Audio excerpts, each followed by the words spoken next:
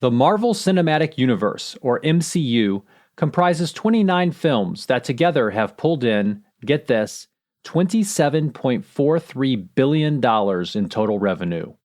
It's hard to find anyone who hasn't seen at least one of these 29 films, and even people who haven't probably would recognize the names of some of their main characters: Thor, Black Widow, Captain America, Captain Marvel, The Incredible Hulk, and of course, Iron Man.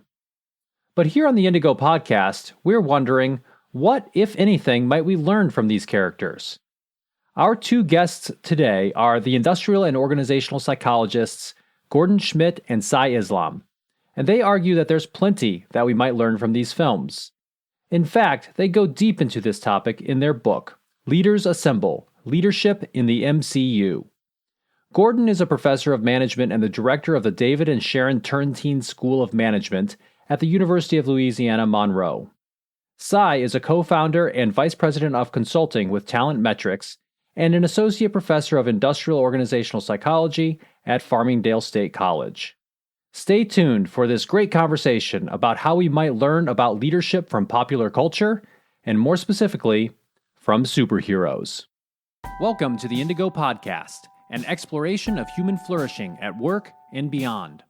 I'm Ben Barron of Indigo Anchor and Cleveland State University. And I'm Chris Everett of Indigo Anchor. For more information, please visit us at www.indigopodcast.com.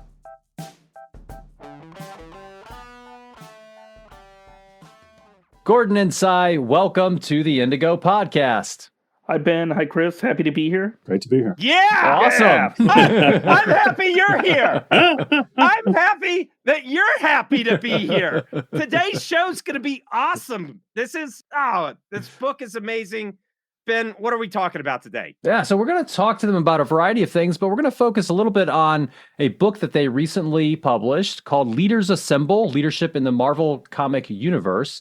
And it's an interesting book because it takes some of what we know from science, from organizational psychology in particular, about this phenomenon of leadership, and uses the Marvel comic universe to explain some of those different principles and things that we know from the research, which is a really cool way to explain and reach audiences, perhaps, that our academic discipline has failed to do so in the past. So maybe I guess we're going to talk about a couple things. I'd like to hear a little bit about, Gordon and Cy, from you, how you kind of ended up doing what you do now, and kind of your origin stories, because we're talking about superheroes and villains and so forth.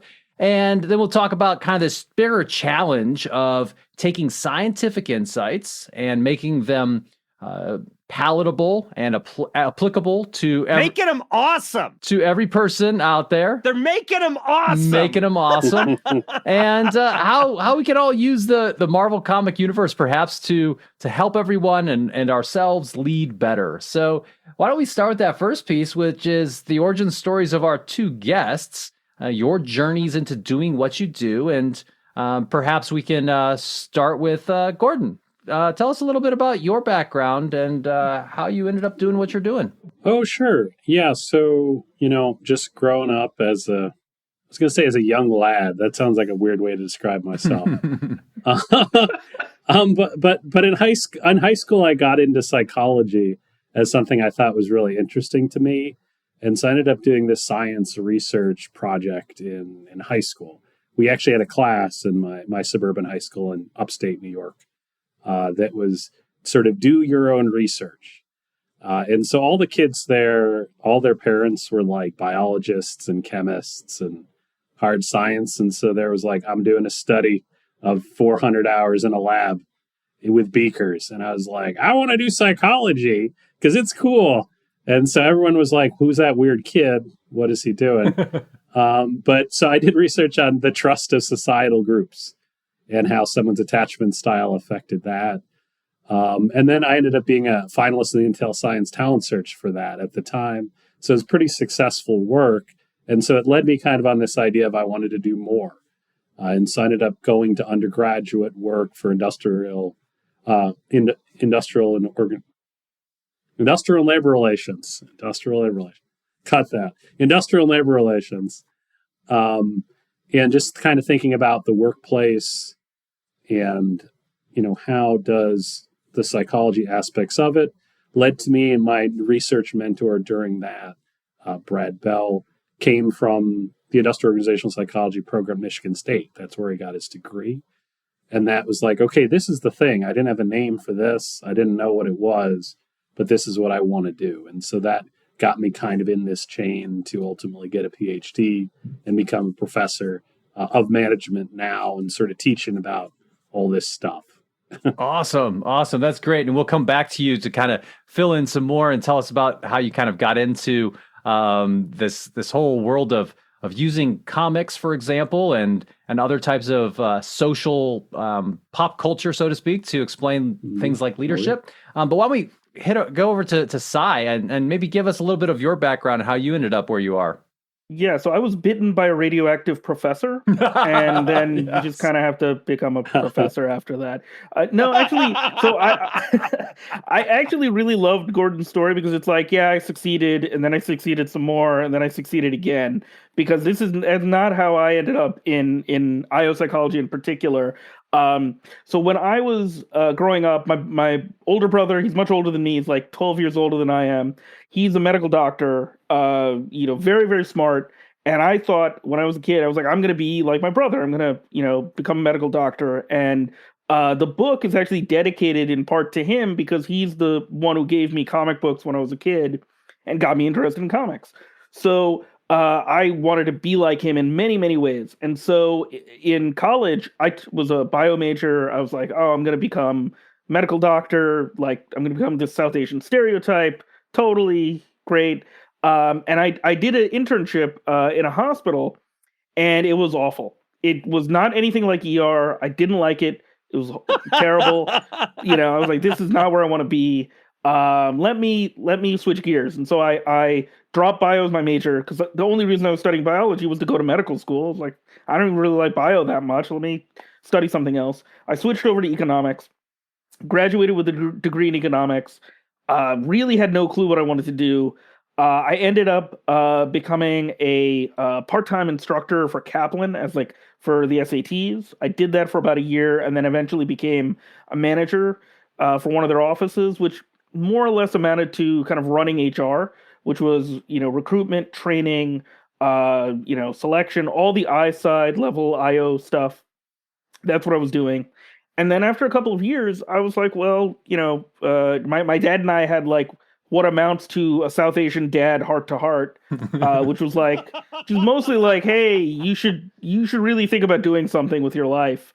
And I was like, all right, what do you think? He was like, well, maybe you should go for an MBA. Because if you're not going to go to medical school, at least you should have some sort of higher degree, because that's all my family really knew. Going back to my paternal grandfather, because he was one of the first people in Bangladesh to get from his village, not in Bangladesh, but in his village to get higher education. So obviously my dad's advice was get more degrees. That seems like it makes sense. So I went to an MBA program at Fairleigh Dickinson University. The first class I took was organizational behavior, taught by an IO psychologist. And I was like, oh, this is really cool. And so the IO psychologist that taught this class, Dr. Dean Robb, he looked at me, he was like, you should do our dual degree program, an MBA in HR and a master's in IO. And I didn't know any better to say, no, I should only do one master's degree. I was like, 2 master's degrees sounds even better. So I did that. And then when I was doing my master's courses, I really loved IO psychology. I was like, wow, I should do a PhD in this. And ended up applying to PhD programs, and then ended up at Hofstra University, where I did my PhD. So and this story is something I tell a lot to students, because it's exactly what students shouldn't do with their lives, that you shouldn't find out about your future career in the other master's program that you were in. It's not good career planning. So, I don't think any of the years of my life were wasted in the jobs that I've had, but I could have been more efficient in how I approach things. But that's basically how it happened. Outstanding. So your brother got you into comics, right? What were you reading back then? So he had a huge box of comics. It was primarily a mixture of, I remember the first comic I read was Mighty Thor number 138 with the gray gargoyle on the cover. And I thought that was okay. And then I started reading some Fantastic Four, some Captain America and the Falcon. That was all stuff that he'd gotten and he'd collected over a number of years. And then my parents realized that I liked comics. And so my dad was like, well, if you do well in school, I'll buy you comics, which he quickly came to regret that decision. And still kind of regrets that decision to this day, because there's still comics in my parents' house, like in the basement somewhere. So he was like, oh, you keep getting A's. Okay, let's go to the store. We'll get you another comic book. So that was like a very long-standing way of motivating me. Gordon, what about you? How did you get into comics and stuff? Yeah, so I started based on the cartoon shows that I liked collecting comics. So I was G.I. Joe comics, Transformer comics, He-Man, Mask, all these different stuff, Alf. And so sort of like more kids comic type stuff. And then my dad, he loved going to garage sales and flea markets and buying stuff and then selling it for a profit. And so he went to this flea market near our house where we were living, the Fireman's Flea Market. And there was a big box of comic books. And so my dad looks at that and says, I can make money on that box of comic books at my garage sale. So he buys this big box of comics, which is a bunch of 70s, early 80s, mostly superhero books, which I hadn't really read much. And so from that book, I read Spider-Man for the first time. I read The Avengers, and I was just like, this stuff is really good. Like, yeah, G.I. Joe's great, but these superhero comics, they're really something. And so I kept the Amazing Spider-Man comics out. The Avengers, I read them, and then they went to the garage sale, and then halfway through, I was like, no, I need them. And somebody had bought one, and I was really angry about it. And so through that, like, I found out about, I'd heard of some of these characters. Like, I probably had heard of Spider-Man, and the X-Men before. But this box of comics was really like how I became a superhero comic book fan. And all because my dad wanted to make some money off of something he saw at the flea market, I guess. He was like, and Gordon will read some of them probably because he reads stuff. And so that's how I got into comics, really, was through just this sort of, I don't know, I guess this is capitalism, right? Through my dad trying to make money off of some comics, which he did. He made a profit. We sold a bunch of comics over the years at garage sales, but this was the first one and was pretty seminal for me. So tell us a little bit about where you are right now and how you found each other. How did the idea for this book come about? Why focus on the Marvel Cinematic Universe? I think I referred to it as the Marvel Comic Universe before, and people are probably like, you are an idiot. The Marvel Cinematic Universe. Ben, how many comics did you read growing up, Ben? Zero. There you go. Right. So maybe that's my excuse, right? So one of these is not like the others. No Alf, at least. You should have read some Alf. No, we didn't even have a television until I was in high school. We were strictly reading other stuff, but all good. So tell us a little bit about where you are now. How'd you find each other, and how did you end up getting this idea about a leadership book based on the MCU? So I think Gordon and I met because I had applied for a job at Purdue Fort Wayne, and that was where he was at the time, and we just ended up staying in touch afterwards. Especially, many of your followers or listeners may not know this, but Gordon and I waste a lot of time on social media. Strategically network through strategically waste time. Yeah, strategically waste time through social media, and so we found out that we had a lot of common interests, which was cool. So we talk about comics. Just independent of any other things. We just talk about stuff that we're reading. So it's a lot of fun. And we ended up hearing about a call for book proposals, for this series called Exploring Effective Leadership Practices Through Popular Culture from Emerald Publishing. And so we immediately thought about the Marvel Cinematic Universe, mostly because Gordon and I spend a lot of time, we're both instructors. So I'm an associate professor at Farmingdale State College.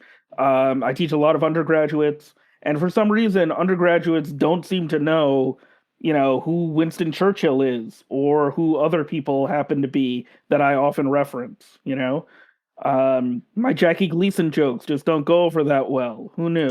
The honeymooners. Nobody, Charlie Chaplin. Nope. Like, come on. But they kind of understand. They have a vague sense of Marvel Cinematic Universe, and so we use that a lot in our classes and in our teaching. And then in my executive coaching work, I will occasionally assign a movie or TV show, just because that's a little bit easier for people to digest than full on book or something else along those lines. Yeah, those guys don't read. I stopped asking about the books on the executive shelves in their office because they say, "Oh, I haven't read this one yet. What you think?"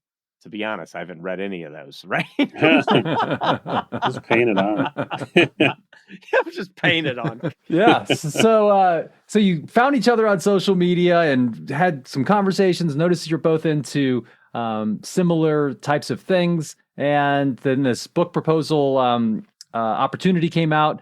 Put that together, and this kind of led you down the path, it seems, to creating this interesting way of addressing the issue, the challenge of taking scientific insights and applying them in practice through a kind of a novel way. So tell us a little bit more about kind of how you navigated that. What did you learn? How did you start approaching this topic at all? So that's kind of an interesting thing to me too, because Cy and I have written about this idea of IO psychology needs to do more outreach. Our ideas aren't out there. Publishing in a top journal is great, but most people in practice, well, let's just go for it. No one in practice will ever read that thing. No. They don't know what you're talking about. If it's not Harvard Business Review, they have no idea. And so we've been concerned about that. We've written about it. And some of our wasting time on social media is this idea of we want to get information out there to people. And so that's something I think with the book that really was a great fit for us is we were like, this is an interesting topic. We want to get these ideas out there. Something like the Marvel Cinematic Universe and superheroes is a great way to get people interested in these topics and to present stuff in an engaging way. To me, at least, it feels like some journal publications try their best to be not understandable by any human, regardless of how many PhDs you have. I remember one paper we read in graduate school where I think the professor literally was like, this is one of the most brilliant papers of all time. Nobody understands exactly what they mean, but it's such a good solution. I think it was resolving the situation versus individual debate on personality. The paper resolved it. I can't tell you how or exactly how you'd apply it, but apparently this paper resolved that issue just in a way no human could fully understand or comprehend. And to me, that's just the opposite of what we should be doing, because who cares? There's a lot of great published articles. There's a lot of great work, but if no one in business ever does it, I don't think it really matters functionally in a lot of ways. And so that's kind of where Sinai's perspective has been. And so the book to me was a great way to take these constructs. What's shared leadership? What's servant leadership? How does conflict work? And say, hey, we got a lot of big fancy terms. What if we throw out a lot of those terms, or we explain them very easily while various superheroes are punching each other and fighting about, frankly, their feelings. Cap and Iron Man, they're fighting about their feelings, their relationship. And to me, that's just the coolest possible area, because I'm interested in psychology. I love how people interact, how we're different from each other and work together and fight. And I like superheroes fighting each other too. And so you throw those things in one place, and Cy and I are big nerds. We love talking about the research. So to me, it's sort of the perfect marriage of everything all together in one big lump. It feels very multidisciplinary beyond what anyone would consider. You're like, psychology is important, so you should include management. But let's include superheroes while we're at it. To me, that is the most beautiful thing in the world. So that's my feeling on it. Well, and I actually think it is beautiful in a way. And I'm going to go back to something you mentioned earlier, Gordon, where you were talking a little bit about how you kind of mentioned it in passing, almost saying, our journal articles aren't read by practitioners and they're not very accessible and so forth. And that's absolutely true. And I just want to kind of put an anchor down on that point just for a second, because what we do for our listeners, many of whom are not academics, what we do in academia oftentimes is we are heavily incentivized to focus on research, which is great. Like, we do need research. Research is awesome. We have to advance our knowledge. But we conduct research, and then we publish that research, and we do it in a way that is where we're writing for other professors, for other researchers, so that they can read what we did, and then they can ideally take that and integrate it into the broader body of knowledge and create other studies that follow on from it and so forth. That's all great, but it kind of develops knowledge in a bit of a silo, so to speak, or on a lane of the highway that just isn't ever accessed or approached by people who actually use that knowledge. And so I like what you're doing here, and think it's really great. Yeah, you guys are the torchbearers of getting, what do we say in the South? Getting the hay down to where the goats can get it. I remember being a practitioner, right? I hear that every day. Yeah, right. That's all anybody says. I remember being a practitioner and seeing other consultants in the landscape, and I'm like, where is this stuff coming from? Surely somebody, and sure enough, it's all the answers are like behind a paywall, and you have to have an academic library privileges to be able to get to the good stuff. And then you guys didn't sit on your laurels. You said, all right, let's get it out here. And this book is incredible. Let me ask you this. Pop culture, right? Like, I don't know. The snooty elites might look down on pop culture, right? Mm-hmm. How, what's the feedback been from some of your peers? And then what is some of the feedback you've gotten on the book from people that are actually purchasing it? So I think from peers, at least for me, it's been a lot of people have been very positive about the idea behind the book, and they're very excited. It might be, a little bit of a, similar to me effect, where I've surrounded myself with nerds in my life. I was going to say echo chamber. Echo chamber, yes. I've developed my own silo. Echo chamber's working. Yes, all of you, tell me how great this idea is, right? And the feedback that we've gotten, for the most part, has been really positive. I think, especially in like modern culture is pretty fractured, right? Like I'll talk to my students about things that they're watching or listening to, and it's always some random YouTube channel. They're like, "Hey, do you watch the YouTube channel with the clucking chickens?" And I'm like, I have no idea what you're talking about. It's always something like totally random that I have no clue about. Or like, are you on TikTok? Like, no, sorry. But Marvel stuff, people seem to know for the most part, and they're excited to talk about it. So that's been the feedback that we've gotten. We've gotten some very nice reviews on Amazon and gotten some really nice feedback from people that have read the book. So that's been really nice to hear. And it's also kind of funny because the reaction from other IO people has been that they're really happy that they have a way to talk about some of our ideas in a more, easily digestible way that doesn't come with like a method section, a limitation section. It's just like, here's a way to think about this that you could potentially relate to your own life. Now, was Marvel involved with this at all, or did you guys get permissions or like any rub that way? No, it's all unauthorized, unaffiliated. So that's why we don't say Marvel directly in the title and that type of thing as well. So and we don't cite, we don't quote directly or that type of thing. Yeah. And so that's sort of how it kind of goes without being a licensed product in that type of way. Gotcha. So we will gladly write a licensed Disney Marvel product. Please call us. Yeah, we've got a pitch for, I guess it turned out, the Exiles. So Marvel, if you're listening to their podcast, let us know. If the New York Mets are listening, please hire us. Yes, that's you also... often need help. Things are going, pretty well. But let us know if you need help. Just going to throw that out. So this is a book about leadership, and there are many different topics within that big topic in our field of organizational psychology. So how did you kind of pick what you were going to talk about and then match it up with examples, or did you look at the examples that you liked from the movies and then kind of go say, oh, well, there's an example of that. Let's talk about that. How did you organize that? What was your thought process there? So there's a few parts of that.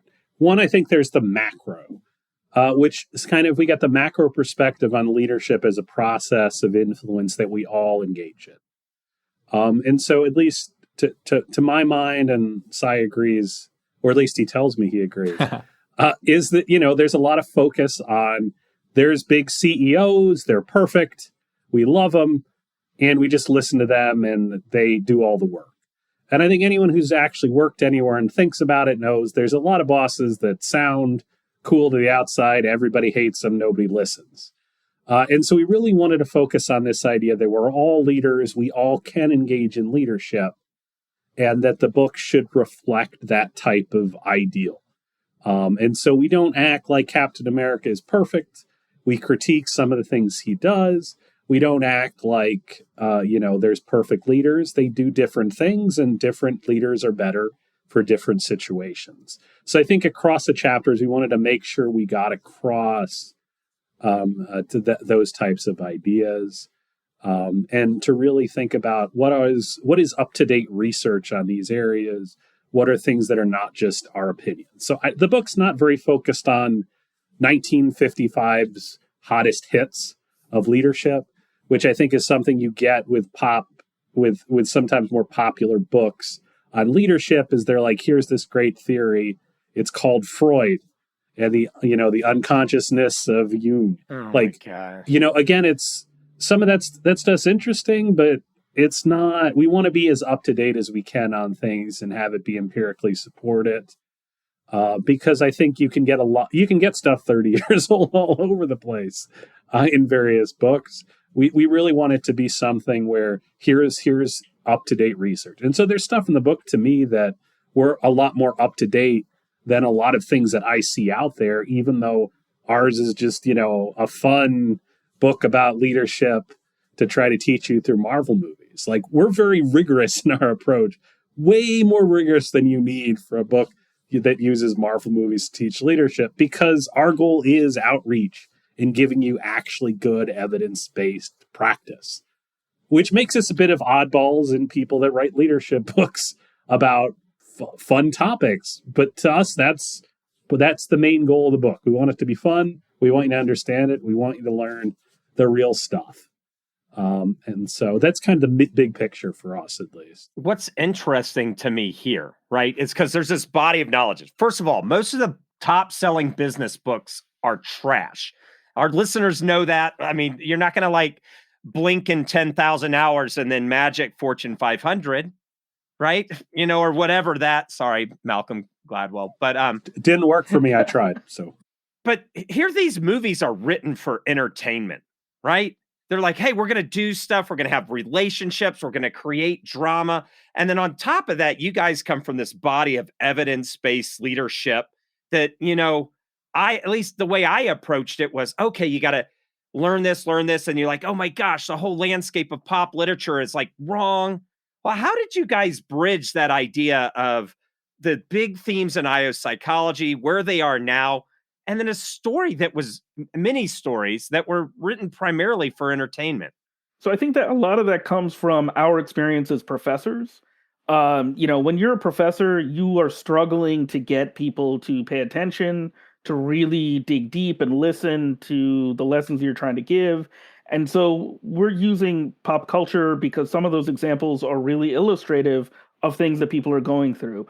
Part of that is, it's actually twofold. One is if you're teaching undergraduate students, you have a chance where some of your students have never worked, depending on the type of institution that you're at, or have never had a lot of leadership experience based on wherever they're coming from.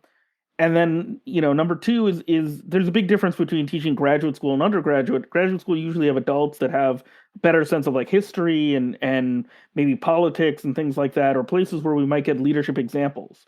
And so for us, I think we were thinking about, well, in class, I show this argument between the Avengers from the first Avengers movie, and then we talk about where that conflict came from, and then we break down what you could do to manage that kind of conflict. And so that leads us into kind of writing that process out in the form of the book, where, people are learning things from media or movies, all the time. People are making, drawing conclusions and making assumptions based on things that they've seen in media all the time. And we're just trying to take that and turn it a little bit so that you're getting better lessons than if you were just kind of using your own heuristics to make, and draw conclusions about, different movies and TV shows.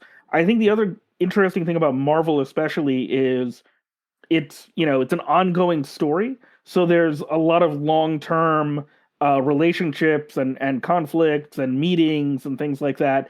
And you don't always get that in movies and TV shows.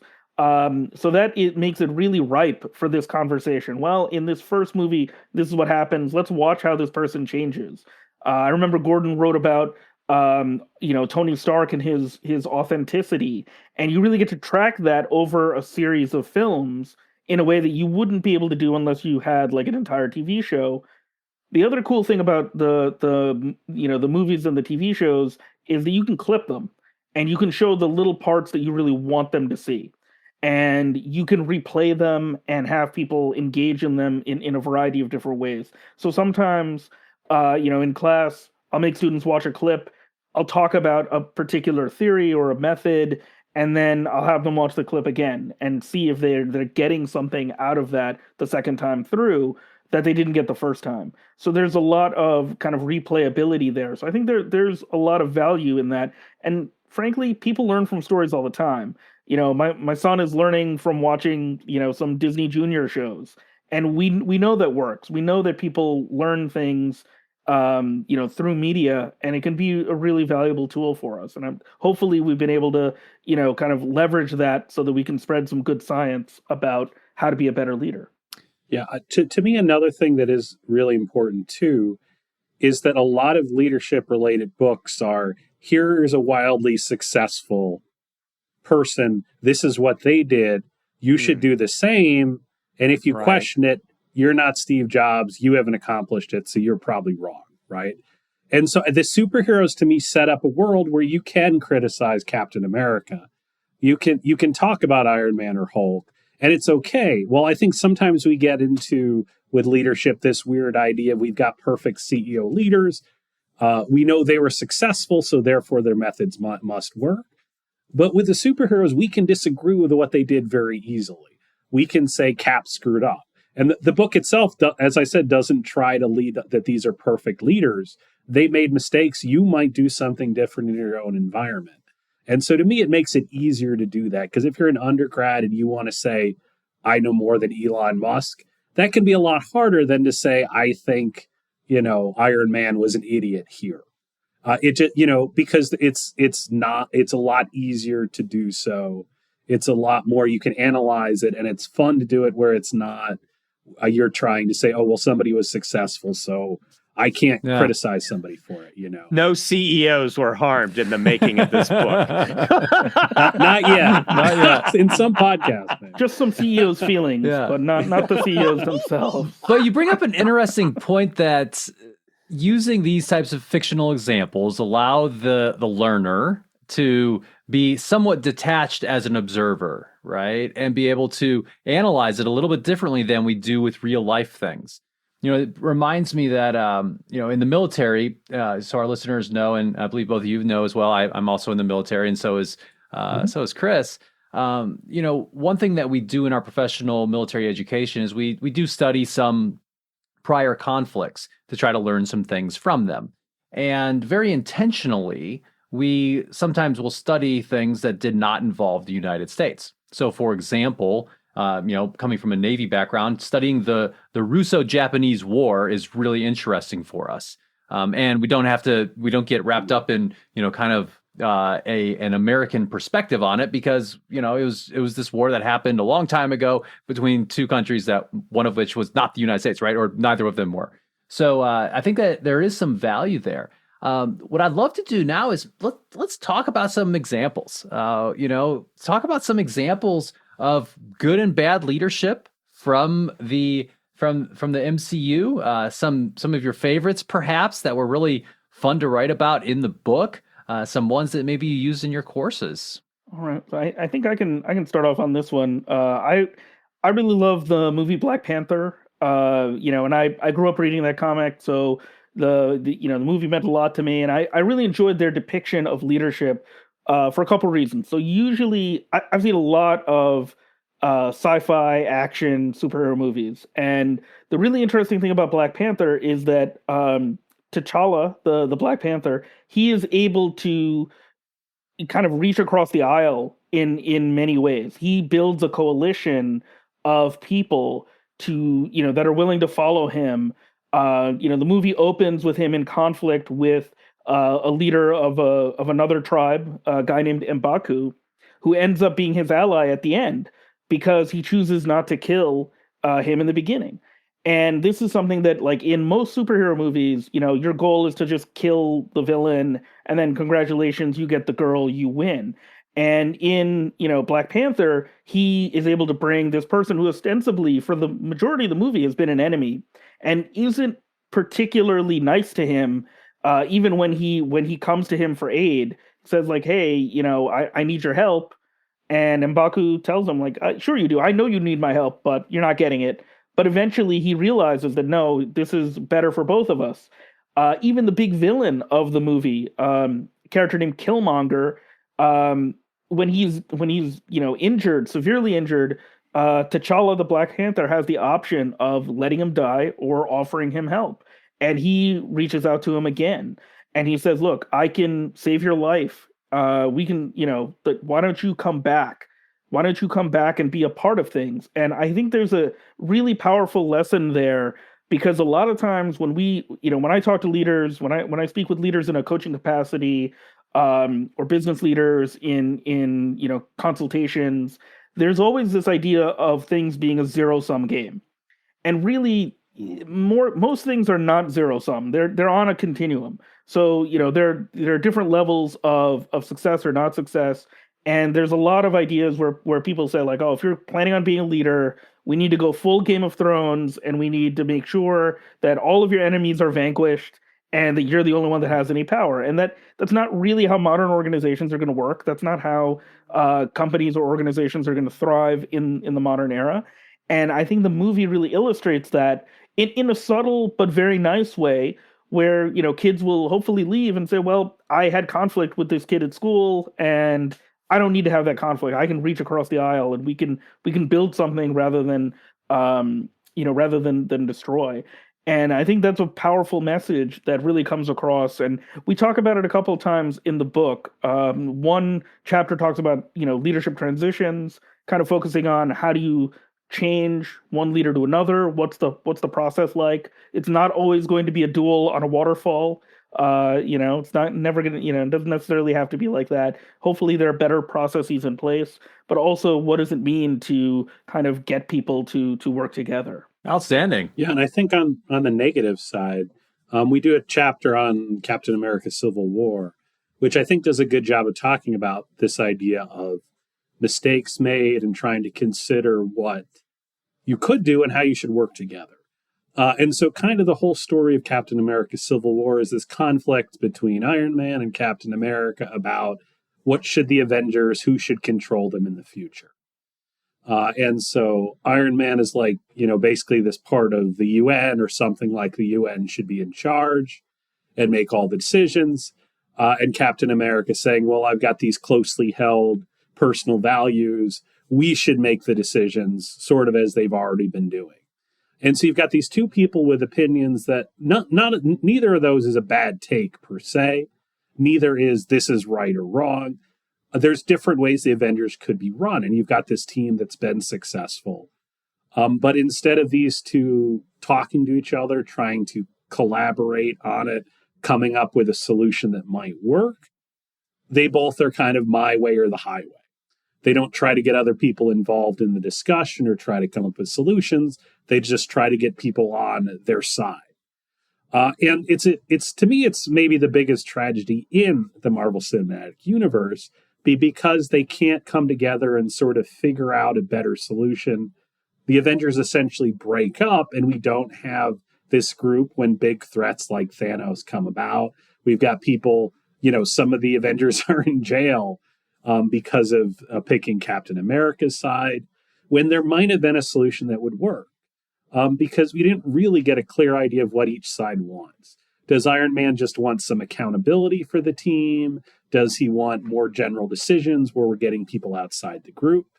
And for Captain America, if we had said, well, you can always make your own decision on what missions you go on, or you can always raise your concerns about it to the group if something, a government brings up something we don't want. To my mind, there was a solution there, but nobody tried to figure out a way to do that. They didn't try to collaborate. And so you got a much worse solution than either. If we had went with Cap or went with Iron Man, I would say that it would have been better than what happened of this conflict. So we talk about conflict management strategies. We talk about why this was an issue, and they both screwed up. And the other Avengers maybe should have spoke up as well, because it was unnecessary problem. There might have been tough discussions, and maybe some people would have left, but it didn't have to be, a big, exciting cinematic fight and this conflict. There was a way forward. So that's kind of the good and bad of this, I think, is important to talk about. We all can make mistakes as leaders. We should be learning from it. We want students to learn from that. That my way, the highway, to vanquish your opponents can become the people on your team when you have that mentality. So if you were going to be led by any character in the MCU, who would you choose and why? Sai, go. I think I said T'Challa earlier, so I don't want to reuse the same answer, but I will say that I would, if I'm going to be following somebody, I really think Captain America. I always, I've always loved the character, even when I was a kid, but there's something about him and his, we talk about him as being a servant leader, and he's very much the person that, if you're working with him, if you're on his team, he's going to do what he needs to do to kind of give you the space to get your work done, whether that's jumping on a grenade or whether that's throwing his shield, whatever it is, that he's got your back. And I think that has a lot of value in a lot of teams and in a lot of workplaces. What about you, Gordon? I'll go with probably a little bit out of left field, but you'll hear the argument we talk about in the book a little bit. But to me, the Black Widow is a great leader. And unfortunately, we don't see it a lot in the film itself. It's part of the subtext. So what we have is half the population of the world disappears, right? In the movies, it's this huge catastrophic event. And basically a lot of the traditional leaders, the Avengers, say, I'm out, I'm going to do my own thing. Tony kind of retires. The Hulk decides to focus on himself. Captain America focuses kind of on dealing with helping people deal with their trauma, but not really leading. Thor, decides to focus on video games and eating lots of good food and drinking lots of beer, which I completely understand. That sounds like a good focus to have, frankly. But we're kind of left with everybody's left, and Black Widow has to deal with the fact that the world has been changed irreparably in the greatest tragedy of all time. So you've got a 5-year gap period they don't cover very well. But what you see when we go to the world 5 years later is, people are sad.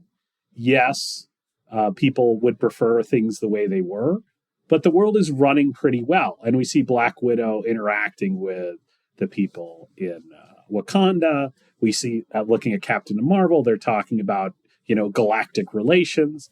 War Machine talks about things going on in the world. And you've got basically this very collaborative group that has come together. We've got more female leaders than we've had before. We've got people from diverse groups. We've got to focus on not just the Earth, but galactic. And they have made it work in a significant way, even though a lot of those leaders that we would think are the most important or essential. You say Cap and Iron Man are gone, well, we're screwed. Well, they weren't screwed. They did pretty well.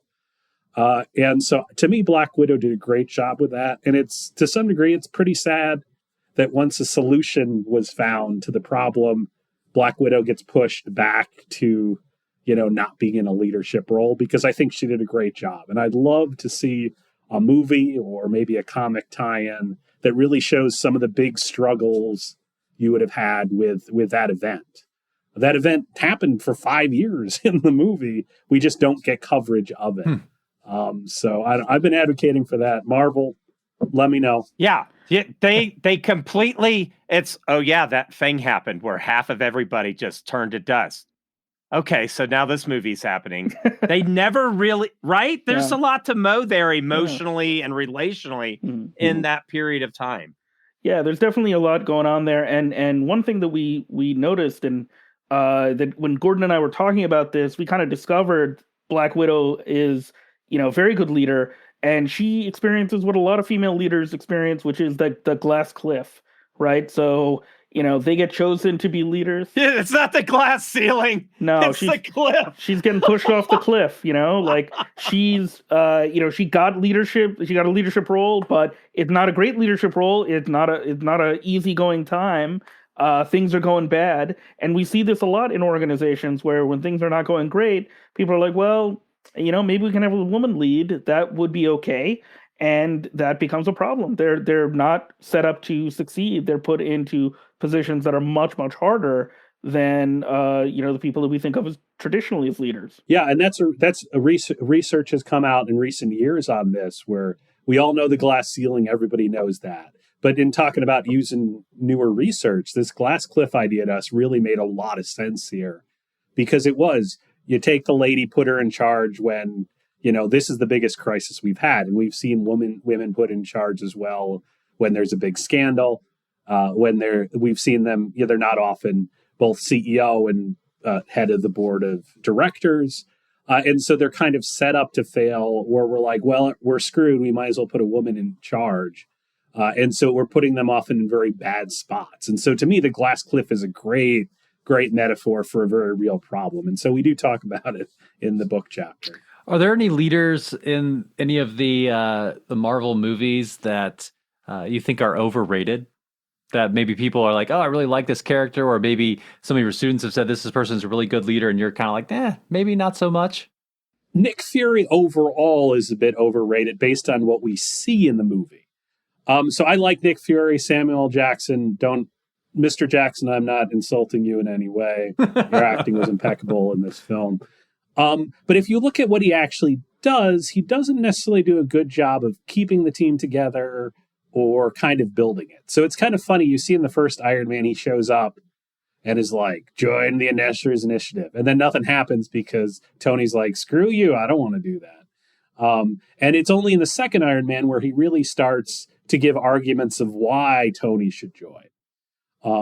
But really, we don't see a lot of leading of the actual team in Avengers. We've got sort of these issues of S.H.I.E.L.D.'s been compromised, which again might suggest maybe he wasn't doing a good job then either. But we don't see him necessarily do a lot of good behaviors of a leader within the films, which is sad because Nick Fury conceptually, I think, is cool. Samuel Jackson is cool, but there's not a lot of great evidence of him doing a good job of leading the team or putting it together. In fact, one of the notes on Tony Stark is too unstable to be on the Avengers team. Well, who's on the Avengers team? The guy that all of our tests say, don't put this guy on the team. Maybe the tests are wrong, but it's a pretty bad statement to be, we just ignore our tests. That's how you get all these people in Hydra part of S.H.I.E.L.D. All the S.H.I.E.L.D. tests say this guy's probably a double agent for Hydra and is going to try to destroy America. And you're like, but I like the cut of his jib. You're on, Hydra, dude. So Nick's got a while to go in his leadership journey, in my mind. Yeah, Sai, who do you think? So I'll take I'll take this as I'll take this in a different direction. There's a character that I think believes themselves to be a great leader, but is generally awful and has never really held a leadership position for very long, and that's Loki. Loki always, he's like, yeah, I'm going to be a great leader. I'm going to do a great job. All he does when he gets leadership abilities is he puts on plays. He just wants to be like a TV executive and run. That was a fire play, though. I mean, he got Matt Damon. Heartstrings when I watched that recently. Yeah, tears from my eyes, right? But, not really how you run a kingdom. But his whole arc, his whole goal for the most part, has been he wants to lead something. He wants to be king of something. And I actually think that embodies a sense that some employees have within organizations, that they like, I need to be a manager. Why do you want to be a manager? Well, I need to be a manager. There's no discernible reason. Because I want more money. That's right. It's the way to get more money. That's a reasonable goal. But this is also one of the problems in organizations where, the only way to get more money is to be seen as more valuable is to have to manage other people rather than being rewarded for your technical expertise. Some people are not built to be people managers. Some people are better as technical experts, and they should still receive rewards for that technical expertise. And it sounds like a very simple thing to say, that like you want to play to the strengths of individuals, but it's kind of amazing how many people still imagine that the Michael Jordan of your team is also going to be the best coach. Like, we already know that's not working out that well. Sorry, Charlotte Hornets, but that's something I think is really important to consider, especially with a character like Loki. Yeah. So, what have your students said about some of these approaches maybe that you've used in the classroom, or I don't know if you have them read the book as well? What's been their reaction? One student in our message board this year has used Marvel examples fully in my leadership class that might be from the book.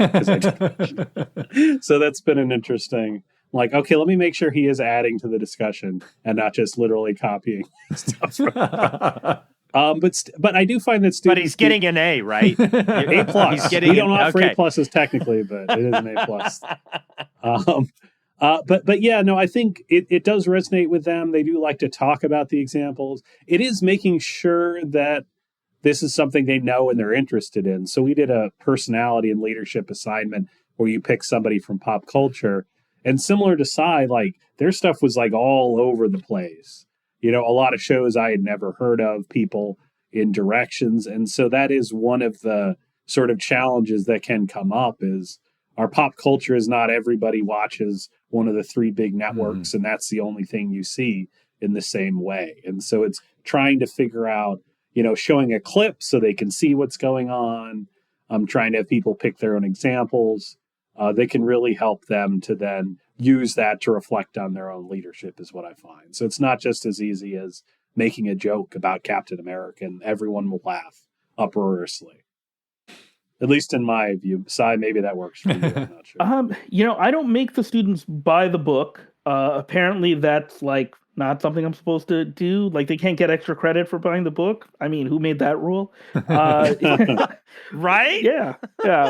What I have found is with my students, it's at least talking about something that they're kind of aware of. My students are primarily first generation, a little bit blue collar, and they may not have the same, ready knowledge of like history or TV shows from 20 or 30 years ago, things that I might want to reference that might be referenced in their traditional leadership books.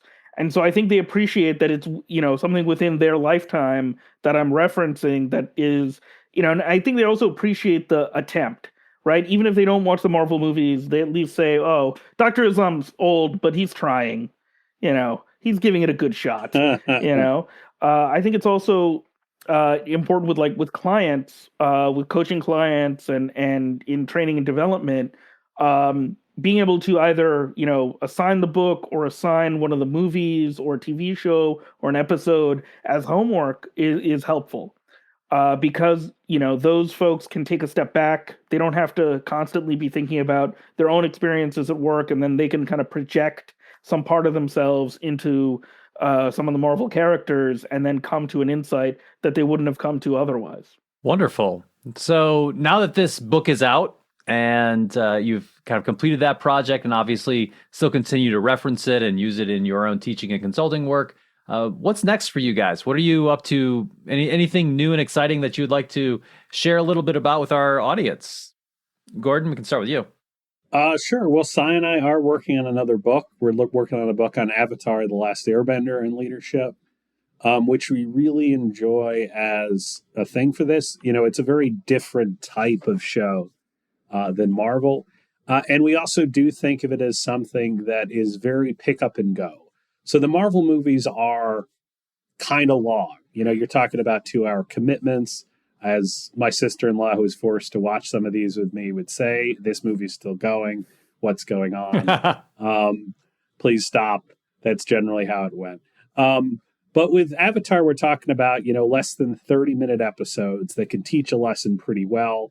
They're very appropriate for, children generally because of the series. And so this means legitimately you could do, an hour youth group meeting where you watch it for 30 minutes, you learn leadership for 30 minutes, we're out. And so we've really been thinking about it from that level of making it a very digestible amount.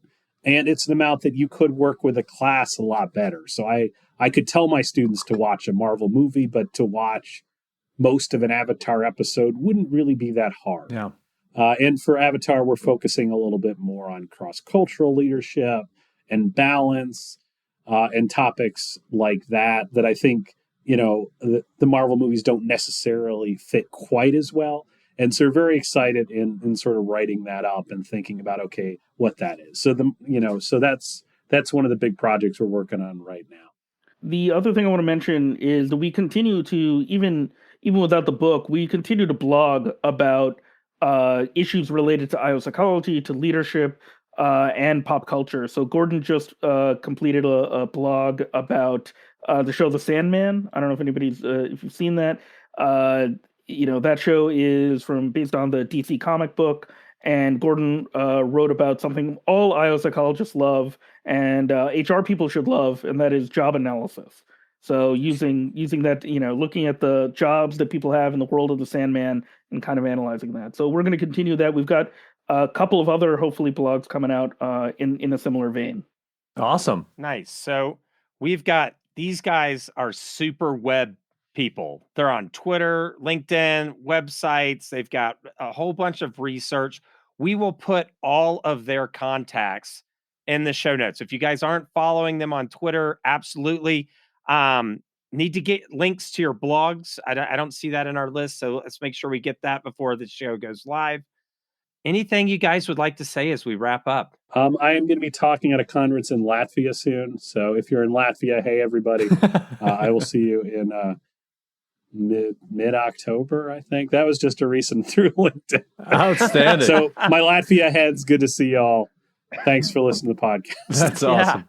Sai. So, if we're talking about speaking engagements, in about 11 days, I'll be at the ATT Fort Worth virtual conference, ATT Cultivate. And then I will also be at, ATT Org Dev in Los Angeles. That is October 12th to 14th. And then I'll put these links into the show, I'll give them to you. And then also, I won't be speaking, but I will be attending the PsyOp Leading Edge Consortium. So if you just want to hang out in Hotlanta, we can certainly meet up there. And I'm happy to talk over Twitter or whatever. Yeah, and PsyOps Talent Metrics is the boutique PsyOps. What's the exact word for it? You're the we're the evaluation partner, the official evaluation partner for PsyOp, which is basically we're managing surveys, creating reporting, things like that for PsyOp. So lots and lots of fun. So they're a big deal. Wonderful. That's what I want to make sure everyone knows. Outstanding. Well, Gordon and Sai, it's been a pleasure having you, and thank you so much for being a part of the Indigo podcast. Thank you for having us. Happy to be here. Thanks for listening to the Indigo podcast. If you like this podcast, please consider helping us by rating us on Apple Podcasts or wherever you listen, telling your friends about us, having us on your podcast, or mentioning us on social media. Our website is www.indigopodcast.com, where you can access more information about us and this episode. Thanks again, and we look forward to talking with you again soon.